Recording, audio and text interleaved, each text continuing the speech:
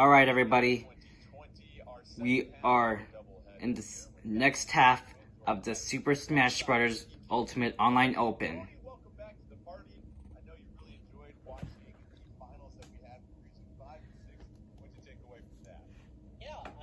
And I transferred from my smart TV to my Wii U, which I'm watching on it right now, so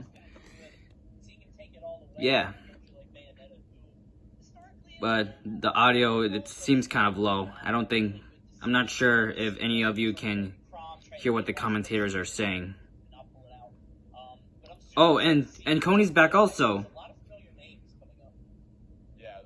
And he's wearing that ARMS shirt. Vicky and I had a great time calling the action earlier in the 5 and 6, and we've got the top 4 players of nearly 3,000 players in region 3 and 4. And Arrow, Nerysacio, Leaf, Afro Ninja. Alright, so these are the players that are going to be going against each other. Exciting matchups, some really talented players taking center stage. And Vicky, you see a familiar face in the name of Arrow. You remember Arrow back in 2019, and I want to continue to look at what they can do. And I know Vicky, you'll have some thoughts on Arrow here in just a moment. But Coney, what about Leaf? This is somebody that we've seen really utilize a lot of multiple fighters. Yeah, so Leaf actually has played so many characters to get here. We've seen him play Bayonetta also, so we might see that character make another appearance. Rosalina and Luma and Peach, and these 3 fighters having actually a lot in common with each other. You wouldn't think so at first glance, but from what we've seen, a lot of players that have played Peach in the past can also play Bayonetta as well. 2 sort of similar fighters in some circumstances, but then you have Rosalina, who's sort of the wild card, right? Having that puppet playstyle, using that Luma to keep opponents out rather than sort of having that up-close brawling style like you were talking about with Bayonetta and Peach. And you mentioned that up-close brawling style with Bayonetta and Peach, and we've seen some counter picks that take place sometimes here, Coney. It seems like when you make that counter pick, are you looking to find a fighter that has a similar play style that you're comfortable with, meaning, hey, I typically play as brawlers, I typically play as rushdown characters, or are you looking for a counter pick that is a completely different style so that you throw another wrinkle at your opponent? I think it really comes down to where you feel comfortable, because some characters are versatile enough that you can't change up your entire playstyle. You can change everything about what you're doing and find a tool that can totally reshape a matchup. That said, some characters can sometimes be a little bit more limited in their game plan. Mr. Game & Watch might be a good example. He's pretty obvious in what he's going to do, but it doesn't matter against some characters, because that one thing that he does, he's very, very effective at. So it really comes down to knowing your character, knowing the opponent, what they can do about your character, and trying to make things happen that way. And we're getting a couple things recalibrated as we get set for action here shortly. And as we continue to get ready for that action here, Coney, we've had a lot of conversations about what's needed and what's necessary from a lot of these top-level players as they get set. And, it really seems like it's this combination of I've got to be aggressive, certainly put the pressure on my opponent, but I also have to be really good at reading of what my opponent is doing and learning what they do throughout a game, throughout a match, so that I can change my playstyle somewhat. Absolutely, yeah. Adaptability is the name of the game. You can have the strongest game plan in the world. You can know exactly what you're doing as you're going into it. But as soon as you take that first hit, as soon as you lose that first stock, all that can go out the window. Everybody thinks they can fight until they get punched in the mouth. That's what it comes down to. And when you watch these matches, sometimes you see that somebody gets into the game and they're like, wait, this isn't going at all how I expected it to. And that's where the counter pick can come in, like you were talking about. Maybe characters, maybe changing up the play style, hitting the brakes a little bit, like we've seen with other characters in the past. So at the top level, it's all about who can outpace the other, who can react faster. And that's especially important in a best of 3, because you only have at most 3 games to figure out your opponent, which can be very difficult. Yeah, and it happens really quickly, and being able to get that advantage. And one thing that we saw on that region 5 and 6 was, all right, 3 players had some very diverse fighter backgrounds that they could work with and pull from. But it was really Dialga and Bayonetta riding Bayonetta in that fighter fighter specialization that sometimes, listen, matchups are not. If you're really good with one particular fighter, that's all you're going to need to be victorious. Yeah. If you are exceptionally good with the one character, especially if, like I said before, if they are a versatile enough character to sort of take you to the top, you're usually going to be fine. So, for instance, Bayonetta, she can do multiple things. She can get up in your face and do 60, 70, sometimes 80% off one combo, or she can play a little bit further back, wait for an open, and use that burst option of the afterburner kick into her opponent. And because it's so fast, it can be difficult to react to, and that just means that she can pull it out at any moment. You actually see Bayonettas do this a lot, and I'm interested to see if Leaf utilizes it if he ends up going Bayonetta. What they'll do is they'll sit by the ledge, and then they'll sort of jump off the ledge immediately, and then afterburner kick back on. You might see that a lot from him. That's what I'm excited to see. Yeah, and it really was exciting to see the toolkit that can be used by these different players when they specialize in that fighter, because we really saw Bayonetta, who's someone that, again, maybe at some of the top level live tournaments that we see hasn't had that representation that you typically saw in previous generations. It's the opportunity to see them really utilized by a highly skilled player that, regardless of matchups, and again, the fighter balance in this game here, Coney, is Super Smash Brothers Ultimate. Yeah, we can have tiers, we can have that conversation, we can give them grades and put on the microwave and whatnot, but really, there's so much balance that there isn't really much separation between these different fighters. It's really how well you use them coming down to the player's skill set. You can succeed with any character in this game. You really can. Now, will you succeed at the super high tipping top major? So any character you can succeed in the game. International, perhaps not, but you can definitely succeed at any level better than pretty much any other Smash game that we've seen in the past. All these characters. I think I'm gonna learn from this, Nerysacio, so I can take out a player in a Smash Bros. Tournament. Oh, the match is starting now. Okay, we got a Mexican player named Nerysacio. Oh, there's a connection error in the game. Sometimes things happen in life like this right here, so no worries. We're going to go ahead and roll with the punches like a lot of these fighters have to in their match. But, it gives us a chance to get a sneak peek of what fighters they were going to choose here, Vicky. And you see Zero Suit Samus, and someone that we're seeing for the first time today. What do you like So about Arrow is playing Zero Suit Samus, I guess, and the Mexican player is playing as Isabel. Wait, isn't that player Mexican or Italian? I don't know. And because of the fact that Arrow is going to be playing a character like CSS, where she can use the up B out of shield and carry her to the top with these up airs, we're going to be seeing that coming forward and trying to get into the personal space of Isabel. Now that we have things being played out currently, Oh, Vicky's sounding glitchy today. Yeah, and Vicky, They might be having technical problems, I guess. Moves in this game. That's the flip kick. Explain to me why that flip kick is so versatile for Samus and her toolkit. Gets her out of disadvantage if she needs to. It can help her get back to the stage easier. It keeps your opponent grounded into a follow-up from either a smash attack or an up B. It could do a lot of things for you, and that's what we're going to probably be seeing from Arrow, being that type of player that he has been, where he was actually one of the previous winners from that Super Smash Bros. Ultimate North America Open during the 2019 tournament, and representing the Southwest region. He wants to keep representing himself, and Nerysacio is going to have to be very wary going into this match.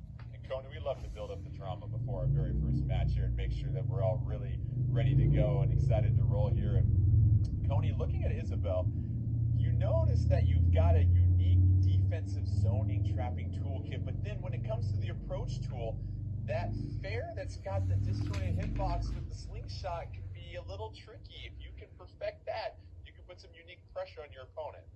It can be extremely disruptive. Yeah, it basically creates the zone immediately in front of Isabel, and actually also behind, because the forward air and the back air have similar properties where if you try to jump in, she can just sort of stop you right there. And it might not do a lot of damage off jump. I mean, that slingshot, the pebble, isn't doing much, but over time it can really frustrate and even condition your opponent to say, okay, well, I can't come in the same way as I usually do against certain characters. It can actually be a very effective tool at getting people off stage, getting the edge guard at low percents, and taking stocks off early if somebody jumps into it. So Isabel's sort of a strange character with a lot of mishmatches and just like a mashup of different moves. But because of that, she can really catch people off guard, and I'm excited to see what we have in store for us. Yeah, that slingshot very similar to Mega Man's pellets that we like to reference a lot of times using that neutral here, Vicky, where you're just trying to be disruptive. A lot of fighters maybe have a toolkit where I'm trying to land my Nair and lead that into a combo and rack up damage. Other characters and other fighters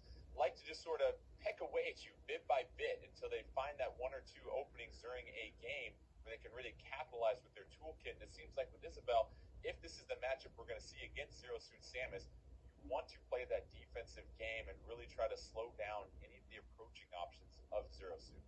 Yeah, you know, you see Isabel trying to drift away with the fair, very similar to how we see Villager, but when it comes to ZSS, you have to be very careful when it comes to jumping around her space. She has that frame 4 outer shield up B, and it can be very brutal, especially at higher percent. So, you know, being wary of that, Isabel is going to have to try to drift back and try to space out against CSS, though. CSS also has that Zair to try to counteract that.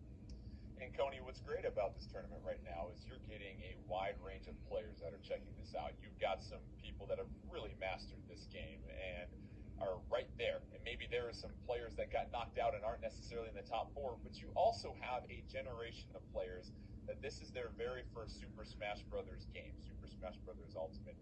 What have you seen from your experience that allows players to sort of move from that casual format to that professional format here? Really what it comes down to is how much you can play, the dedication that you have All right. to the game, and how far Technical difficulties are fixed. Oh. And right now, I think Arrow's going for a different strategy. I think they're actually trying to reset based on the match that they had before. I think Arrow was down 1 stock. Arrow fell off by mistake. So that's how we're going to start off this match. And you like what a crazy start. The gamesmanship right there, and nothing but respect. And we'll go on and on and on about the Smash community. But Vicky, we got some action in our face. We're excited to see it. Early thoughts, early impressions right now. Oh, I was right. Nerysacio is Mexican. Yeah, you have to consider the amount of times that Arrow has possibly played against a character like Isabel, and the lack of matchup knowledge could also come into the factor here, as you could catch yourself getting hit by these unexpected slingshots, as well as you try to find yourself going off stage. But with that up the out of shield, it's going to try to keep Nerysacio at the disadvantage, though, being able to get back to the stage safely. And of course, we have to talk about the fishing rod here, Coney, and the tool that can be for Isabel as far as being able to set up a lot of those zones and traps on that stage control game. Sure. I actually think, while it's usually a great tool in our arsenal, especially against bigger, heavier characters, I don't know how effective it's going to be against Zersuit, because Zersuit is so mobile. She has that flip kick that you guys were talking about before. She can't really be edge guarded the same way that a lot of characters can. You see it right there. Shoots out the fishing rod. Actually would have been punished, but very luckily had that void trap in the way, gets the up smash, and now is up 3 stocks to 1. Nerysacio is going to have an easy win. As we mentioned, taking a commanding 3-1 stock lead. And right now, Vicky, Nerysacio and Isabel have been somewhat effective in slowing the approaches of the agile, mobile Zero Suit Samus controlled by Arrow. And this is a situation, Jordan, that you don't want to be in, where, you know, you're at the disadvantage versus Isabel, and now Nerysacio is going to be able to run with this lead, and wow. 3-stock game 1 versus Arrow, the player that we have seen go so far. Nerysacio had an easy game. That's exactly what we were just talking about too. The slingshot just being so disruptive, jumping into it, using that flip kick, getting stuffed out, and then going for the panic air dodge, trying to get back to stage. Just all options were covered. Excellent play there. Earns the 3 stock. And Coney, that's a great point you make, because even though you're not going to rack up a ton of damage with that slingshot, it's just enough to interrupt your recovery options, eliminate those options.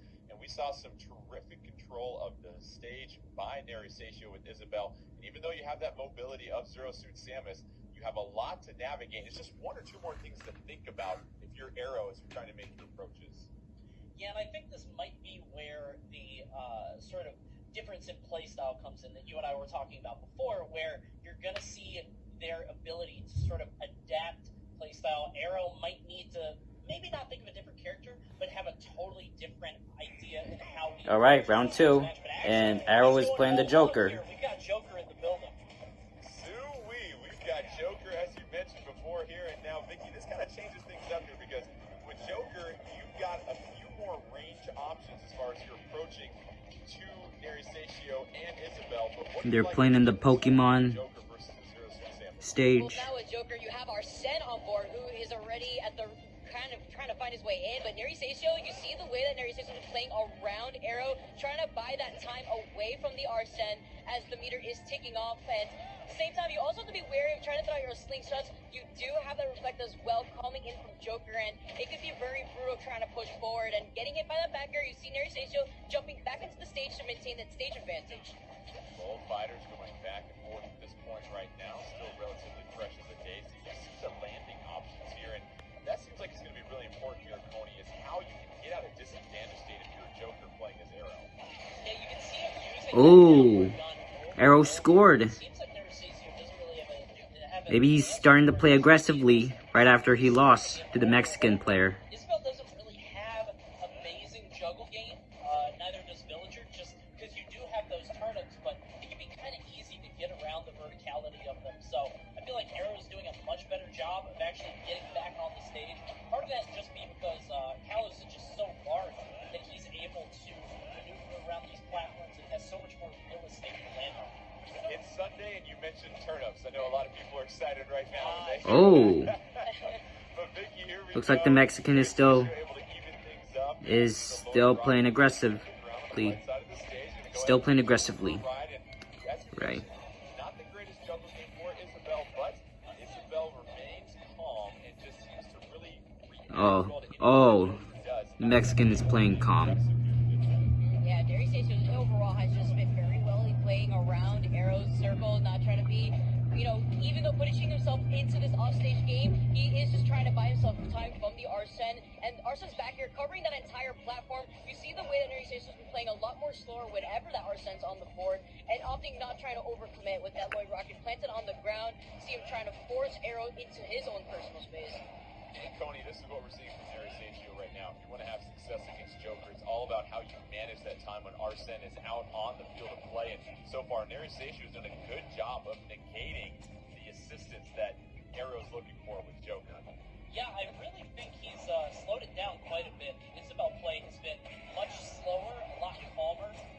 You saw him lose that first time pretty quickly, and Arrow was able to mount the offense, but now Nerysacio has really sort of slowed things down on the brakes because that Arrow is now trailing by quite a bit, but it all comes down to this stock. Nerysacio has to land that KO blow, otherwise this could get out of hand, especially with that Arsene on top. Nerysacio and Arrow down to the Oh. second stock, and there we go. The back Looks like the Mexican is gonna win again. rod, an effective tool being used right there. And Arrow's gonna lose again. Picture with it, hang up in the office, Vicky. And now Nerysacio has a chance to create a little bit of separation if you're Arrow. And Vicky, you have to get the KO to keep things up. Oh, are they having technical difficulties again? Yeah, the clean knee and the double grab. Now Nerysacio Or is it running just away my with this Wi-Fi? advantage and stock lead over Arrow. Arrow trying to switch things up here. Now keeping Nerysacio in that situation, and although the side to the stage allows you to try to tech Oh, the game paused again. here, Nerysacio, despite being at 141, he's gonna try to make it back, use that fishing rod recovery. Okay, I don't know what's going on over here. Tagging on the side Maybe of the they're stage, having and I was technical mentioning it, difficulties. Nerysacio's awareness so far in the set has been amazing, and still living at 186. That's a thick puppy, Jordan. And Arrow trying to knock it out of the longest part of the park, unable to do so as Nerysacio stays alive. And Coney, you really have to credit Nerysacio on the different recovery options, because we know Isabel very vulnerable if you go with that typical upbeat. Oh, a tiebreaker. Will stay alive long enough though to build a nice little advantage going to the third and final stop. Yeah, it's something that you really need to learn if you're going to be playing Villager, if you're going to be playing Isabel. You have to mix up the recovery options. You obviously have the fishing pole. You can sometimes air dodge past your opponent, but there's a lot of hand lag on that. So you do have to. Ooh. No way! Oh, Isabel killed Joker with the fishing rod. Crazy, no man. Isabel using all the tools at her disposal to get the KO. And That was crazy. Arrow and Vicky, you and Coney, we saw Dang. the reaction, just the really wise, intensive play that we saw from Isabel. Just once again, patience seemed to really be the theme of that game, slowing down that matchup against a very fast, aggressive, rushdown character like Joker. Yeah, I mean, Nerysacio just played that amazingly. It's despite the fact that Nerysacio also seemed to to have had some matchup knowledge going forward against Joker, you have to imagine the opposite situation happening for Arrow. There isn't a lot of Isabel play being currently used in competitive, and now that Nerysacio is up here and really displaying what Isabel's made out of the follow-ups that were provided here, I'm going to say Jordan really caught Arrow off guard, and now proceeding through, Nerysacio proceeding through the bracket. Nerysacio advancing to winners finals here as we take a look at the updated bracket once. Alright, I'm gonna stop the camera and then head to the next video. Afro Ninja and